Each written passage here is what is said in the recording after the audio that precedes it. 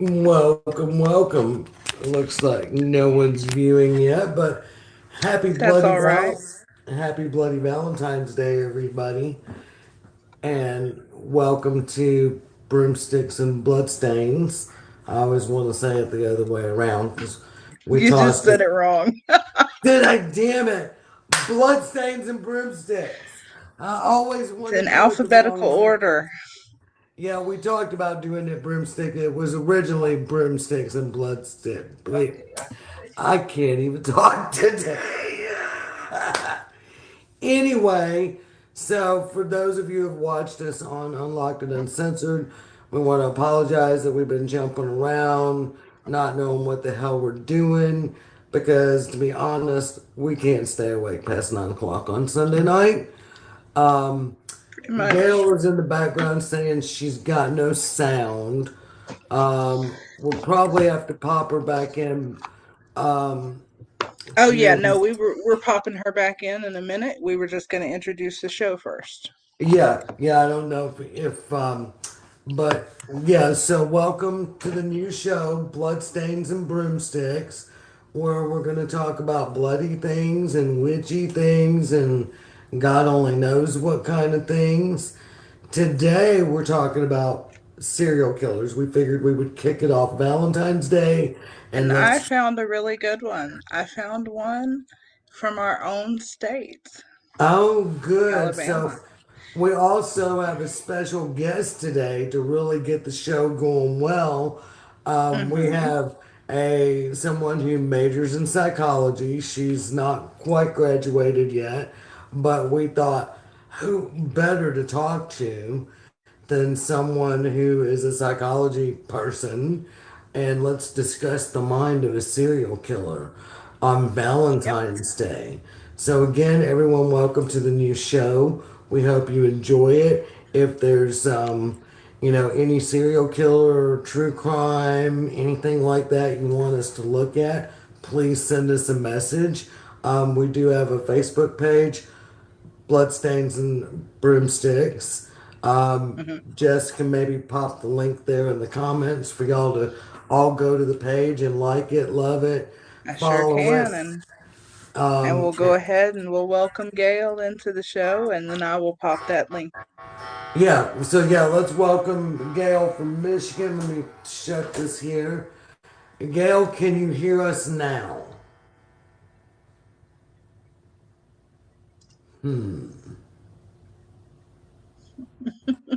Let me send her a message. Um, I'm gonna tell we're gonna kick her and I'm gonna tell her to come back in. I'm gonna mute this for a second.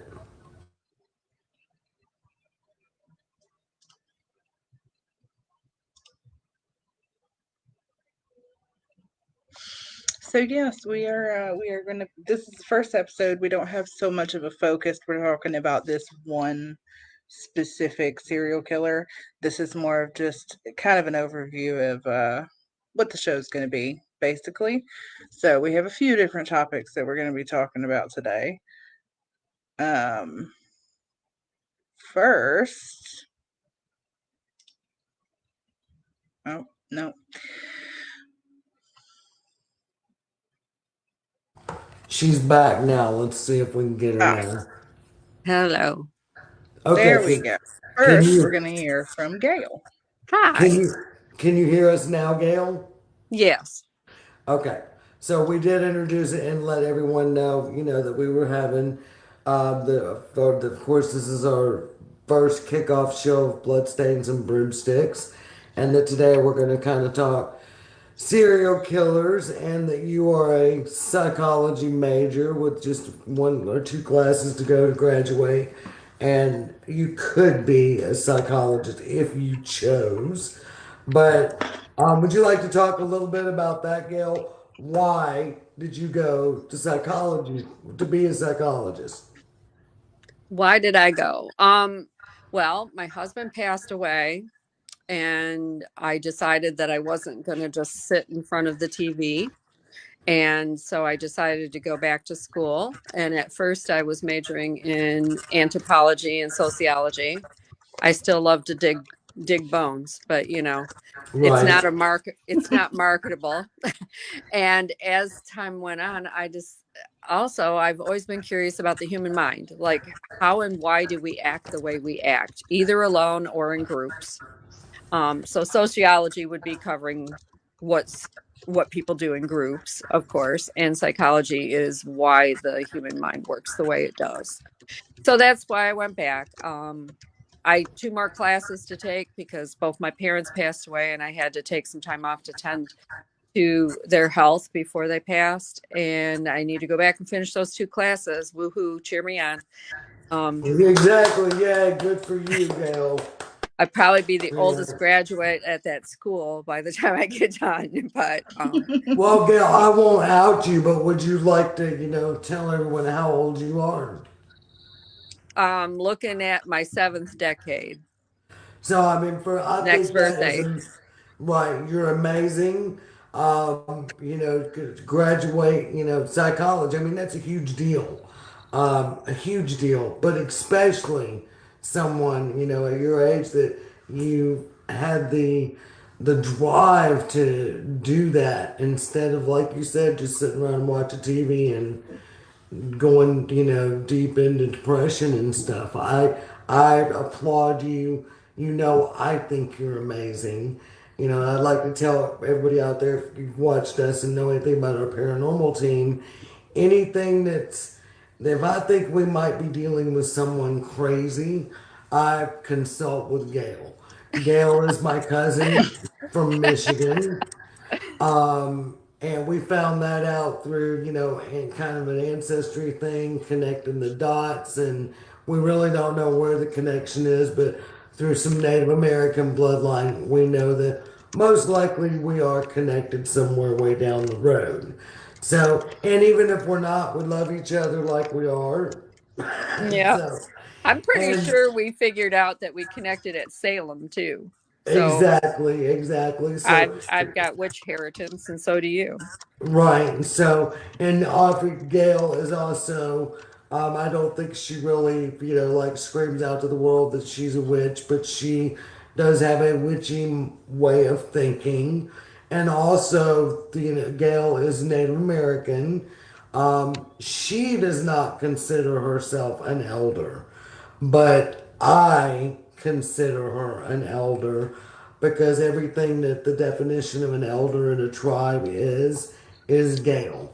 So I'm so honored that she joined us today on the show, and because she is really good with crazy minds, who else better to have on the show to talk about the minds of serial killers? Hey, I married some of those crazy minds before I settled down.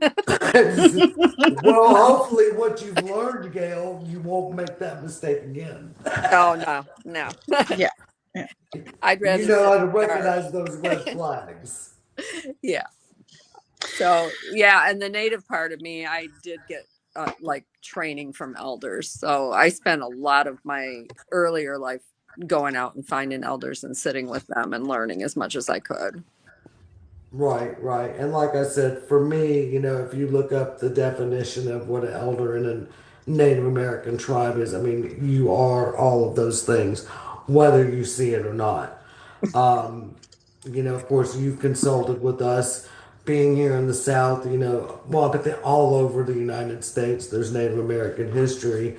But sometimes I think we deal with some of those Native American spirits. And so those cases like that I've been able to handle that we think we were dealing with a Native American, it's Hmm. been thanks to Gail, the things that I she said. remember. I remember you telling me after you talked to her. So. Yeah, yeah.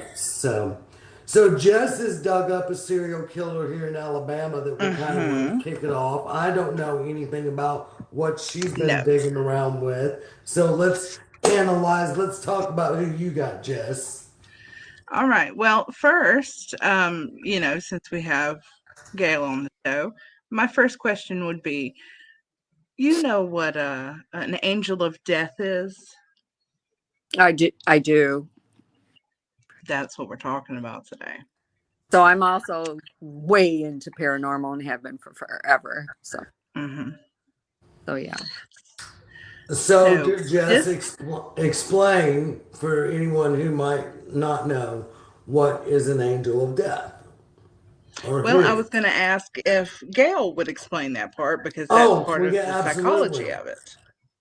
So basically an angel of death is somebody typically in the medical field, but it can be in other fields also, that believe that their assignment from their creator or their God is to usher people off this planet. So basically they like in the ones in the medical field were pretty notorious for, people that are near death or they deem near death, they're giving them Hmm. shots or medications that are sending them into death. And so, yeah, the the psychology of it, they have got like God syndrome. They think they're somehow sent by God Himself. Yep. That's Interesting. Interesting. and you put it better than I could have ever put it, which is why I was hoping that you would. So this is actually a nurse named Joseph Dewey Aiken who works. Do you want to guess what hospital he works? I'm afraid to even say. Please tell me it wasn't St. Vincent's. Cooper Green. Okay, well, Cooper Green Hospital. St. Vincent, just He, so everybody knows, that's the hospital that saved my life through breast cancer and stuff. So I don't want to know that this person was there. well, one of the big things is he's actually suspected in over 100 deaths Mm. um, in the area over that decade because he had worked in 20 different facilities. But a lot of those facilities ended up thwarting investigations, so they weren't able to do it. It ended up being for the death of a man named Robert J. Price, who was 32 years old and a quadriplegic that he killed with a lethal dose of lidocaine. Mm. That was what he ended up being tried and convicted for because some of them he was never even tried for. And so this was for the case with Cooper Green that he was tried and convicted for.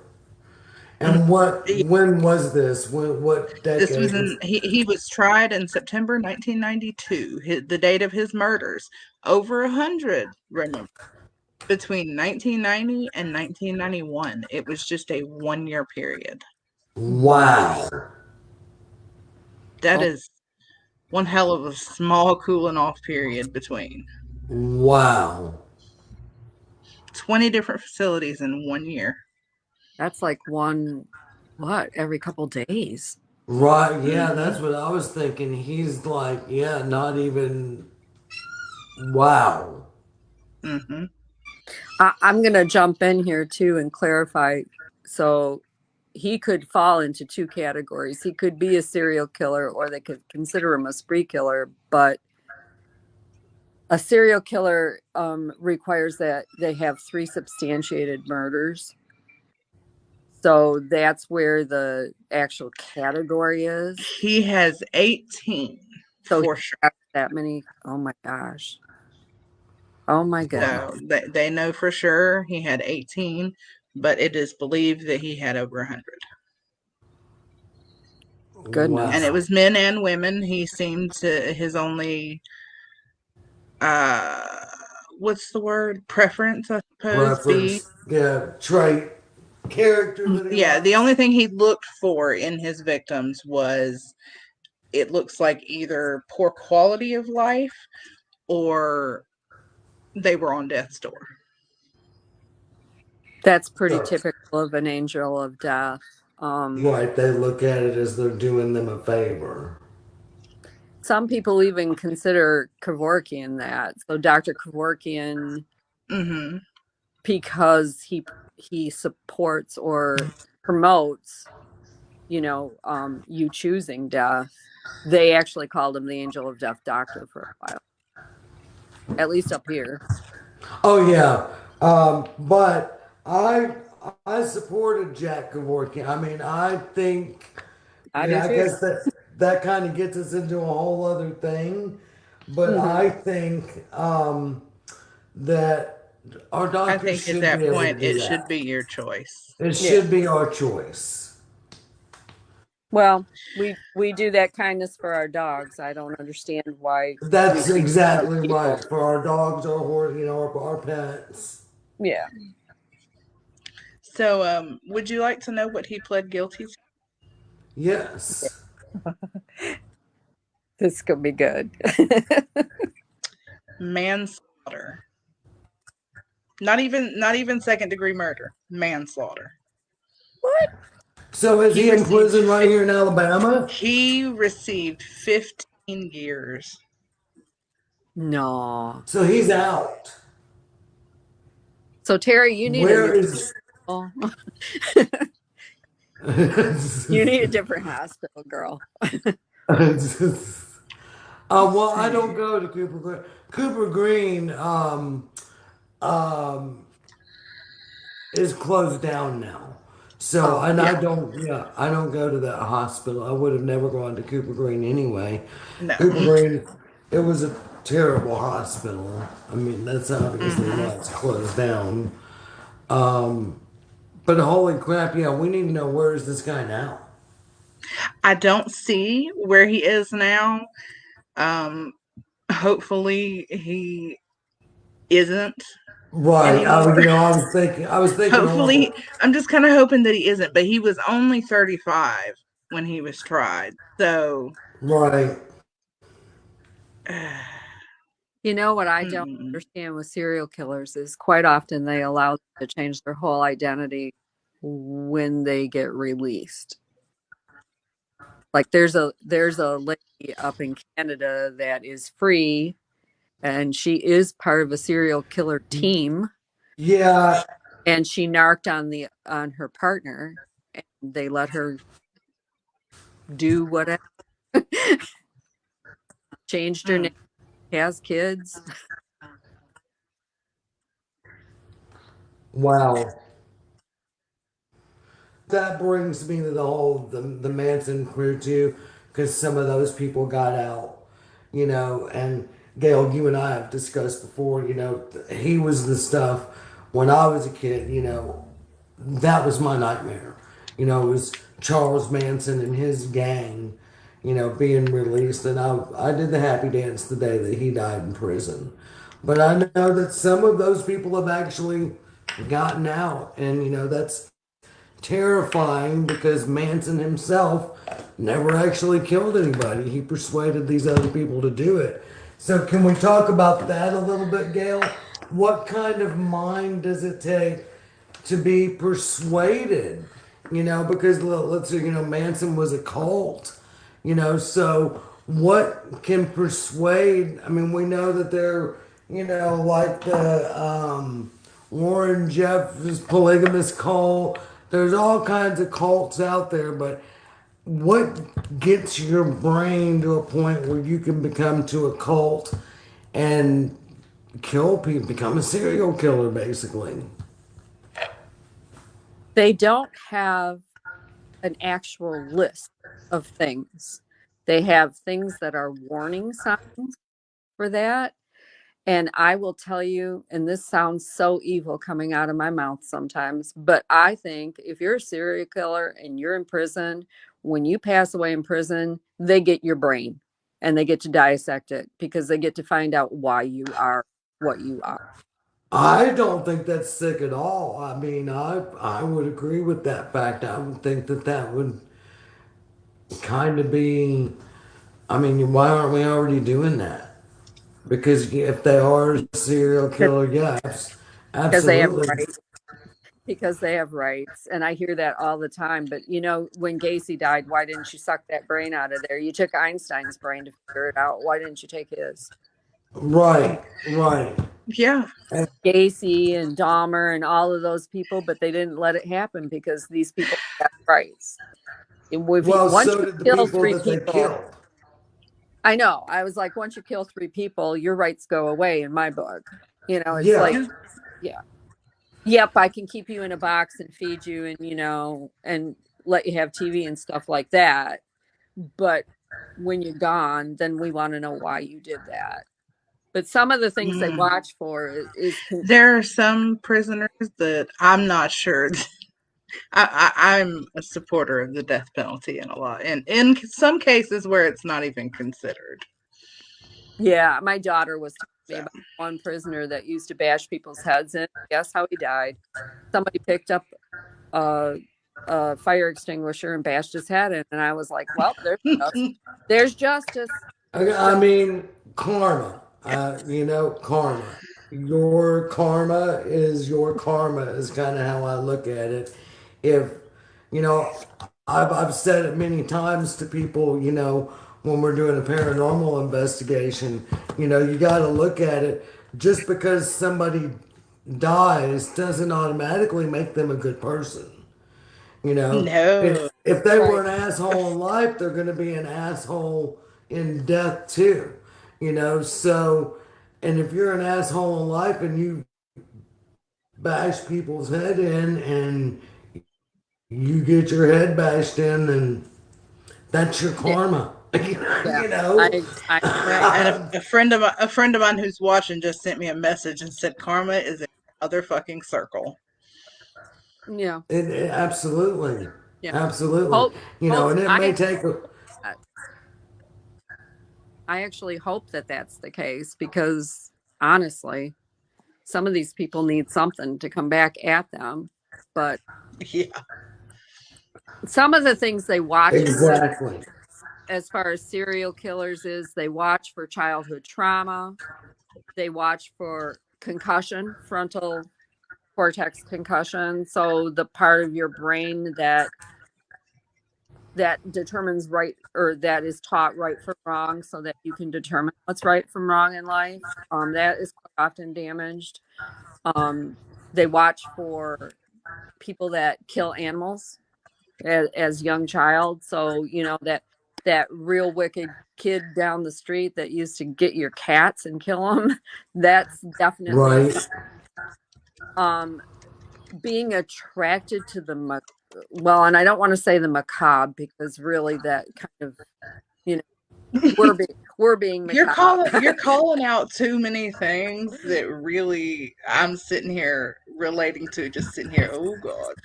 Yeah, Yeah. there's things Trauma. that they call what do they call them, watcher points, that when they study these people in prison, there's some commonality.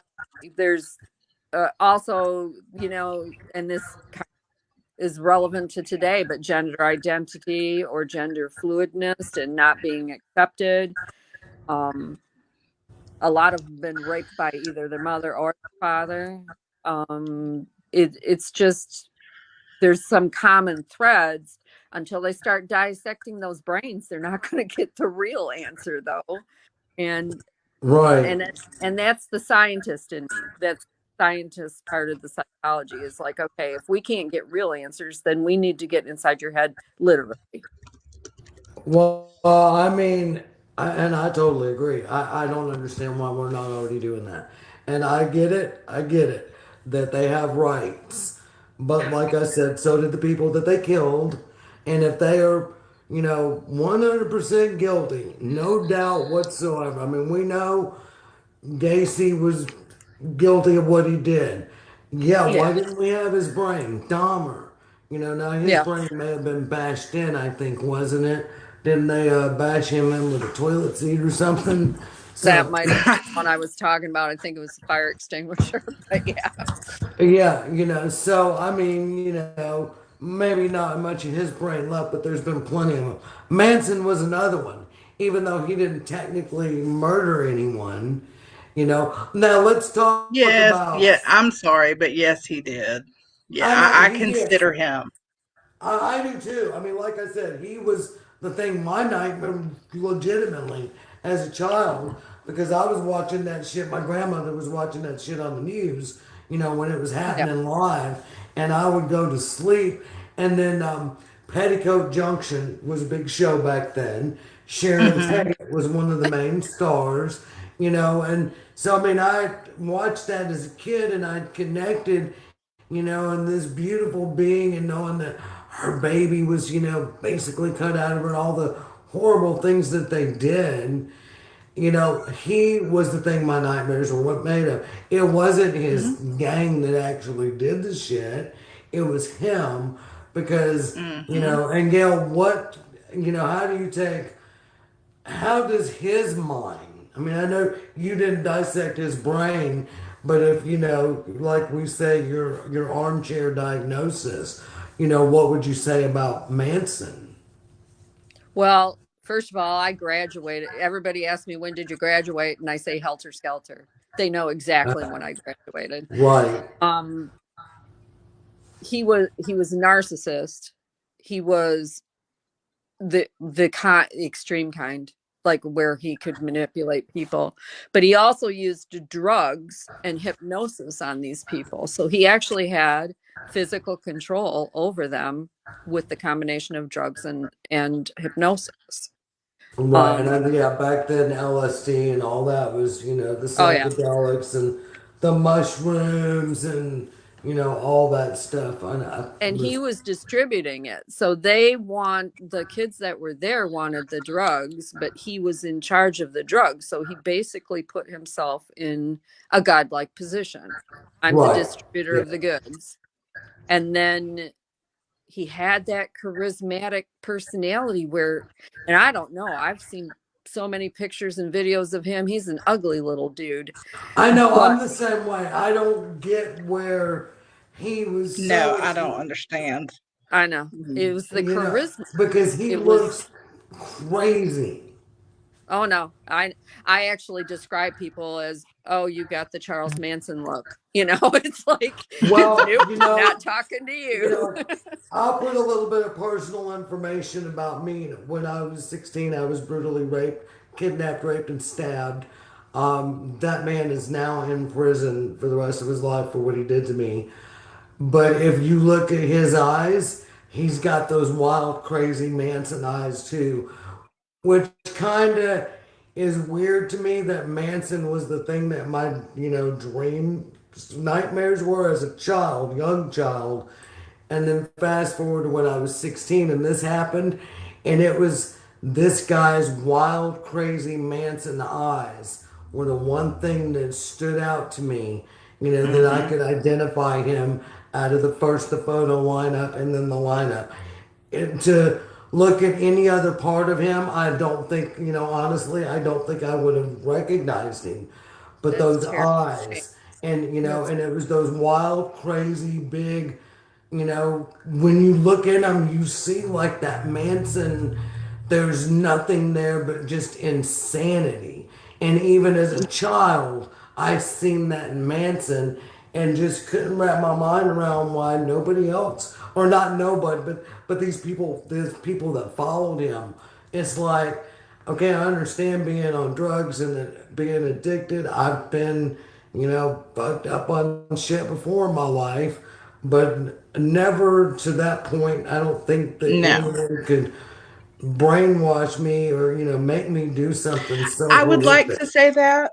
I would like to say that I don't think anybody could ever brainwash me or anything. But I have learned over the course of my life that there are very few absolutes. Well, and And that's you true. really don't know until you're there. Right. That's true. You know, um, it's got nothing to do with serial killers and stuff like. But it is a. I've gotten caught up on watching Sister Wives. Are either of Oh, y'all familiar with no. Sister Wives? I only watched it once. So, well, somehow, Oh God. well, my other The most cousin, the most toxic example of sort of poly lifestyle ever. Yeah. Well, I've watched, caught an episode here or there throughout the years, just because it's like, what the fuck? The first time I seen Sister, what the hell? And then you watch it and you're like, what in the hell is happening here? Hey, Joanne. And it's like, what in the hell is really happening here? Well, and it's the way that he acts too. Well, It's that's just been one of my big questions is what do they see in this guy? I So don't Gail, I'm gonna understand. need you to go watch some of these. Narcissist. Beer flavored nipples, maybe. I don't know. He's gotta be I think it's the classic narcissist. So that these are non-scientific terms, so I'm just going to say this, but there's the loud right. narcissist. We know a few of those that are really out there and always acting narcissist. There are also these real secretive, what I call the quiet narcissists. The covert narcissist. Yes. Absolutely. Yes. Absolutely. And they are actually better at the gaslighting. Oh, my ex was Terry knows him. Terry can probably attest. Yeah, that's exactly what he was. Yep. But he was a covert. You never saw it out in public. I was the only one that saw it, so I looked crazy. Well, of course, we saw it a little bit because, of course, you know that my husband punched that little boy in his face. He deserved it.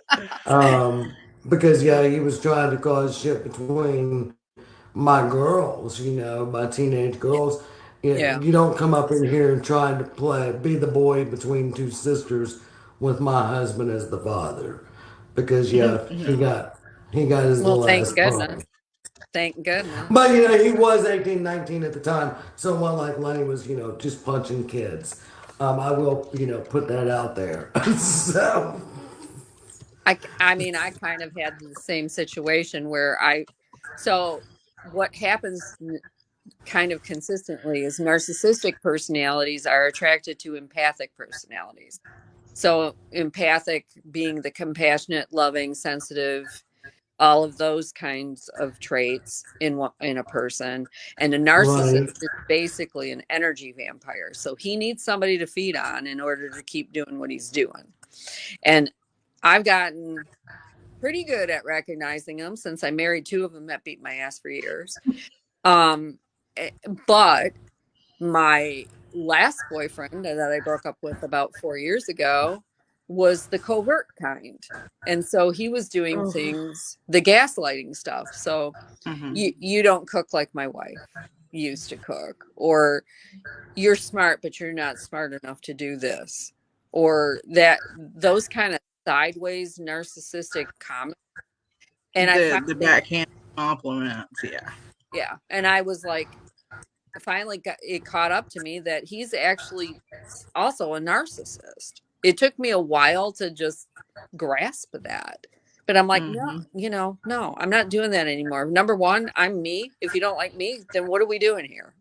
right. What the hell are you doing? It's a really good point. You don't like my cooking? Your ex-wife does it better. Then why ain't you over there?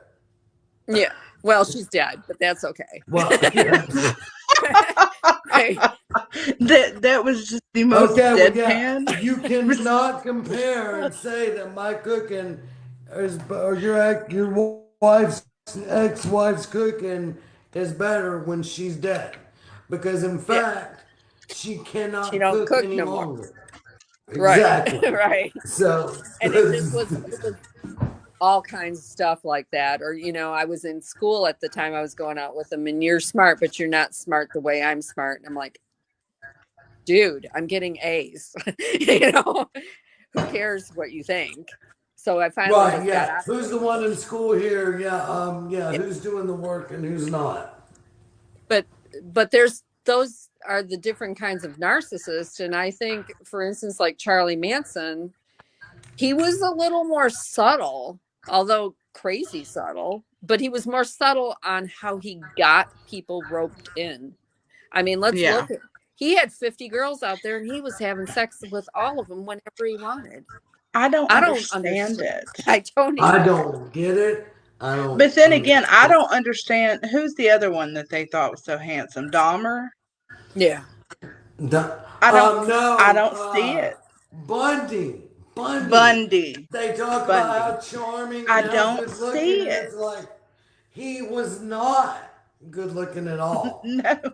I will confess to this. During the 70s, there was a Oh strange man. criteria for men's good looks, and most of them look like Magnum PI Right, and I can see, where, yeah, with bell and bottoms.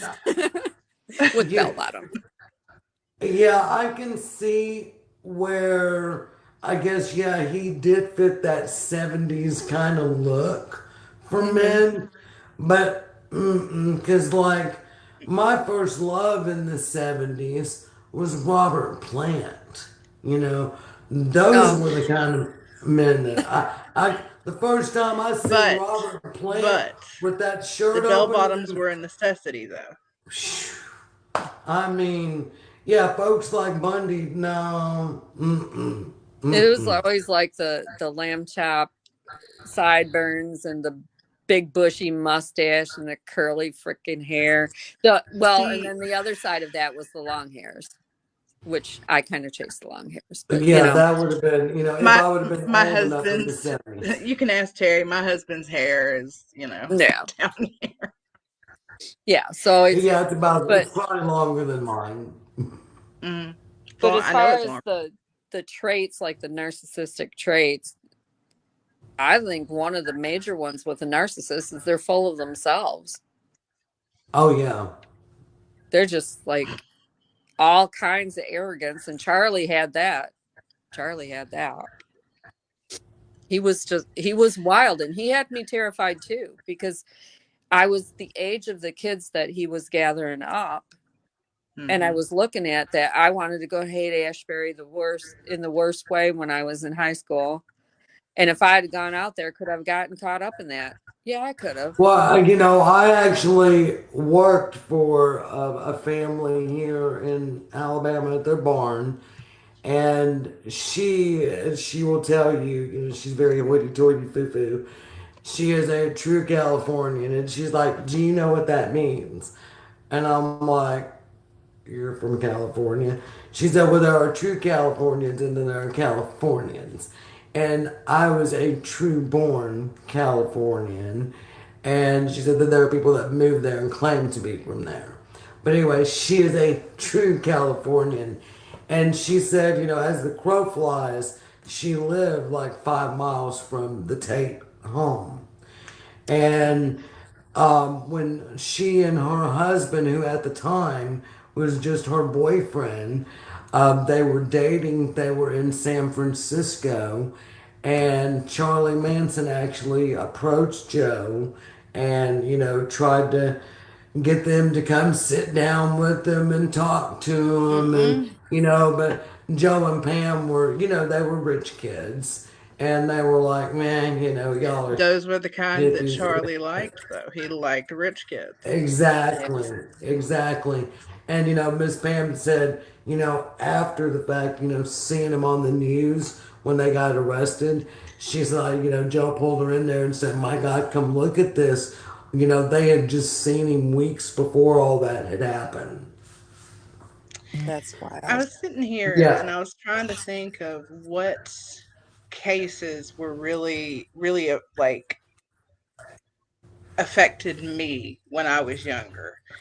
I think the one big murder case that got me when I was young, or well, somewhat younger, there were two: JonBenet Ramsey and Natalie Holloway. But I was going to say about Natalie Holloway. my biggest fears So, yeah, though let's. were more the Columbine shooters. Mine were that was Mm, unfortunately the era of the early 2000s. That's what it was.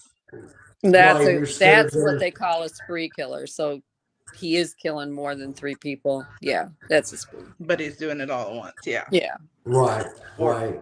with a short cooling off period. But that was that. Those were my biggest fears. So Hey, welcome. Gail, let me ask you, what do you think about I just like to call him urine, Vanderpump? slope there because someone needs to piss on that piece of shit. Um, do Oh they goodness. cover that case up in Michigan like they do here, Gail? Yeah, my actually some of my kids grew up when she did, like when the Alloway girl disappeared, and they were kind of terrified of that somebody could do that and get away with that. And I'm telling you what, he's still lying. He's still lying. He I don't confessed think and he's he'll ever still tell lying. the truth. Yeah, no, And he's never going to tell the truth of what he really did. I can read that face. I've seen too much of that face, but yeah. And Um, part of me has a feeling, see, I can't decide, did they really just dump her in the ocean, or does he know where she is and he's just going to keep it to himself forever? I think they dumped her. From the day I'll never forget, because my girls were about the same age too, and of course we're all right here in this area. And I actually, worked at the Target on 280 right there. The Holloways lived in Mountain Brook. I developed pictures. When I was with Kodak, Beth Twitty was one of my customers. And when I was at Wolf Camera, after the fact, after the whole Natalie, thing, when she came to the counter when I was, at Wolf Camera, I about fell out then, to see her. Because, Yeah. it had only been a couple of years and she had aged so much. And, your heart just breaks for her. But when that happened, I knew what they were looking for no reason that they'd never find her. I mean, Yeah. you're somewhere like that, Aruba, you're surrounded by water, you do something like that. I mean, that's just a logical thing to do with the body. And I think this was, I guess, Gail, where I kind of wanted to go about urine. Um, I think he's a serial killer. I think he's killed more than Natalie and that other girl. Mm-hmm. I agree. Maybe. I agree because that tends to happen with serial killers too. If they get away with that first one and they have a taste for it, they just keep going. Well, and I And the think problem Natalie was is, probably not his first, and that's why he oh was yeah, able probably. to get rid of, just to know what to do, and he was so calm and cool about it. I don't feel Natalie was his first, but the other one, was probably there from the island, that nobody really looked for. Of course, then you got your prostitutes and your drug addicts and people like that nobody ever looked for years and years, if ever. Yeah. But I agree. It was too well practiced. Yeah, because Yeah. what he was like 18, 19 at the time. Well, There's and no the one of the problems is they're continually chasing that high, but it continually right. has diminishing returns. It's not, each time is not as good. You Yeah. Right. never get that one perfect first time. You don't get it. You don't get to do it again. It's like, yeah, it's like that first high, that first drink, that first Yeah. time you have sex, that first, whatever that first is that just excited you, and you're never gonna Yeah. have that feeling again. It does work that way. And I don't think the psychologists are sure why it works that way. But once More again, reason to be dissecting some brains here. yep, like picking them brains while you got a chance because the thing is they're all going to die. If they're in prison, they're all going to die eventually. So there's that chance that never gets taken advantage of to actually learn from that person. And Exactly. I don't mean We've like write housed some them. arrogant book. We've housed them. We've paid to feed Yeah. them and clothe Yeah. them and all this shit all these years. If they die in prison, it's just being automatic. We're dissecting your fucking brain. Yeah. They should be more psych evals while they're in there, but they let them write books and make money. And that's one thing I just do not understand. It's like if you're going to give them all those privileges, then take something back. Well, and Exactly. in my opinion, if they do write a book and they do have money coming in, I think that money should go to the families of their victims, Oh, Yeah. absolutely. or some kind of foundation or Right. something. Right. Some kind or of victims fund. yeah, like Hmm. BTK's wife, she didn't have a clue what was going on. I feel sorry for her. There's a lot of Well, Oh, wives. there are some right. spouse because some spouses you look at them and you're like, you knew, Yeah. but there are some that just they. I don't think they knew. And I do feel sorry for their families and their kids. And I'm pretty sure BTK's wife changed her name, changed I the don't kids' name. really blame her. Yeah. Right. I mean, you would have to, if you were married to someone like that, you would absolutely have to, change your name. Goodness, I I just mean, can you divorced. imagine being Mrs. Dahmer? Yeah. Even if No. you weren't married to that family, if your fucking last name is Dahmer or Oh, there is Gacy, somebody that has that name. I know. right. I mean, I would absolutely hate that, and I'd change my name just out of principle. I wouldn't want to be, you know, I grew up as a Chapman, and it was David Mark Chapman that shot John Lennon. And Yeah. so, I mean, I got that shit all the time, back then. Oh, is he your relative? He was your relative. And I mean, technically, I'm not a Chapman. It's a complicated situation, stepdad thing. Yeah. But I was, for that aspect, I was Yeah. glad to not have to carry Chapman around anymore when because I found out when about 2 years after the fact, after John Lennon got killed, that I technically was not a Chapman, I was a Van. And so I was able to drop that. And, of course, I don't get asked anymore, but are you related to the guy that killed Yeah. Lennon? I mean, and John Lennon was a loved person. And just because I shared the same last name, it was a little bit complicated and twisted for me. So I can't even imagine being married or, Yeah. being a child Well, of I one of mean, these people. Charles Manson had sons. I know. I actually watched the documentary where this kid, went in to see him before he died and stuff. And If I'm not, I I know at mean, least committed uh removing himself from the face of the planet. I don't think you yeah, can say that word. I just, I guess you don't know until you're there, if you're in, but I'm just thankful that neither one of my parents are serial killers.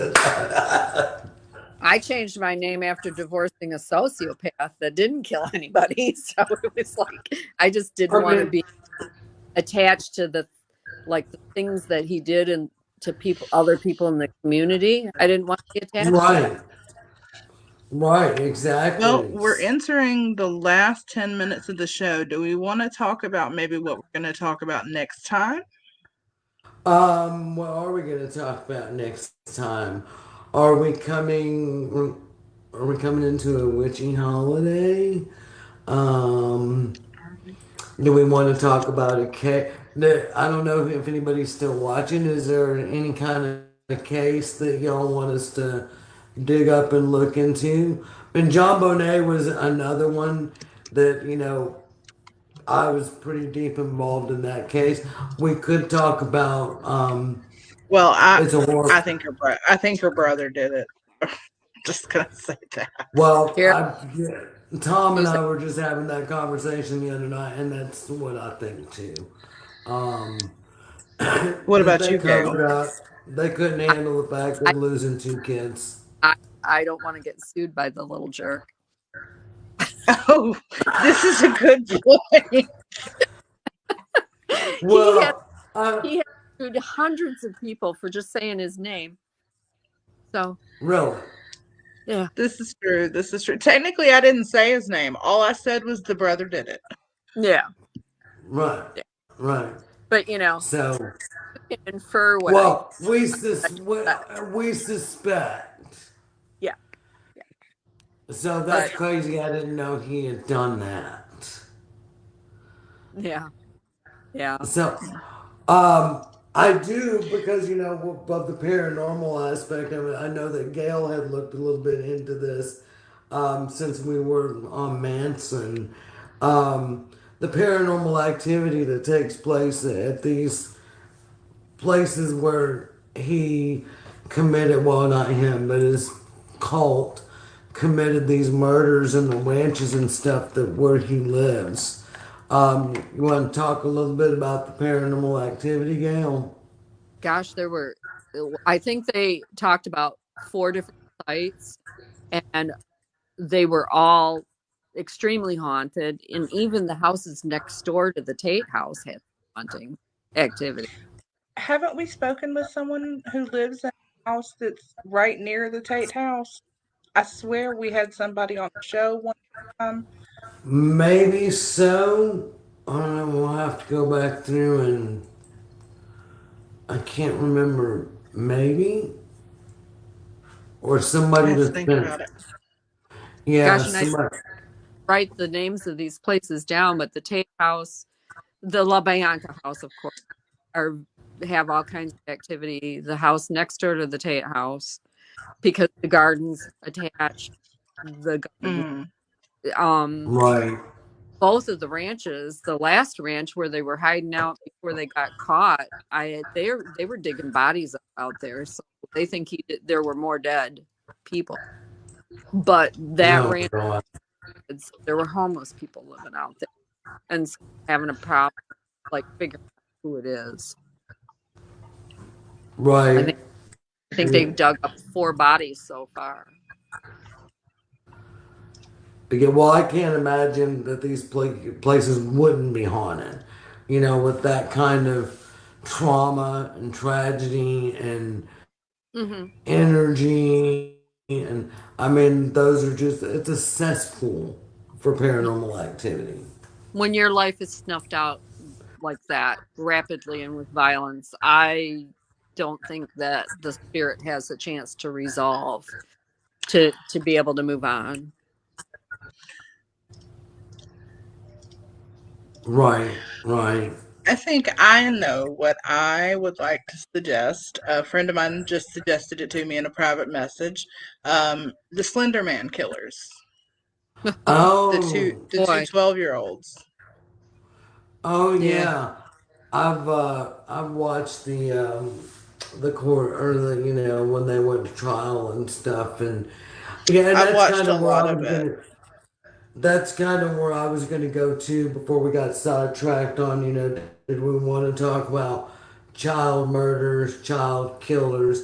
I know that's a sensitive subject, but I hey, think we're blood that we're bloodstains and broomsticks and it's bloody Valentine's Day. next week I'm going to do some research, and next week that is what I'm going to bring to the table. It's going to be maybe the insides and inner workings of that. And I don't know if Gail's joining us or if it's just me and you next week. I'm not But sure, but Gail, if you would like to sit in with us, we'd love to have you again. okay, well, give me something to study up on. yeah, yeah, Yeah. I absolutely. So that's what we'll talk about next week. And if there's any other child killers that to bring to the table, bring them to the table. But Oh man, that'll be our focus. there are so many. We just had There are. The Oxford trial up here, and that's been a wild ride. But Oh and yes, oh yeah. he was a serial, like a school shooter, and that whole watching that trial, this they Hmm. found the mother Mm. responsible, uh and their dad's on trial now, so that's like a first Yeah, time yeah. ever. Yeah, and I've got mixed feelings on that myself, but I guess we'll save all that for the next show when we get Okay. on that one. So, Gail, thank you so much for joining us here on our launch of Bloodstains and Broomsticks. And we're honored again that you've joined us, and honored that you're going to join us again next week. Hell, we might just have to make this a 3-panel show.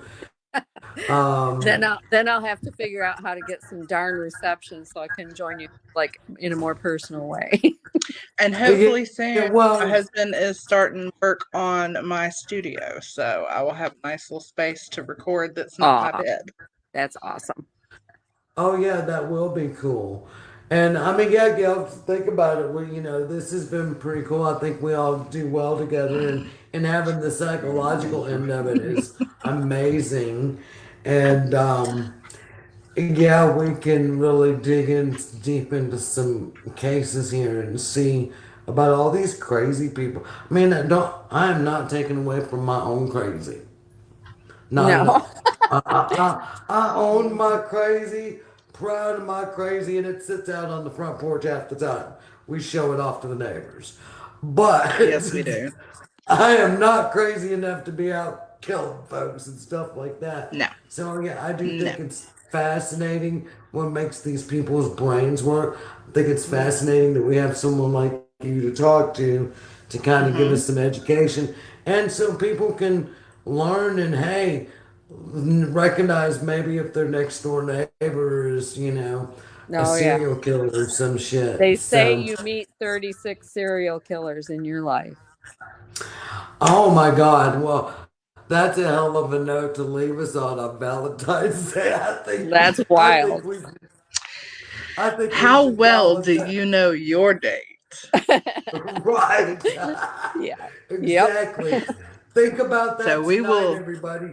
When you're on your absolutely. Valentine's date, that you meet 36 serial killers in your lifetime. It's just mind-boggling. And now I'm starting to And go we will through. see you next week. I'm starting to go through the serial killer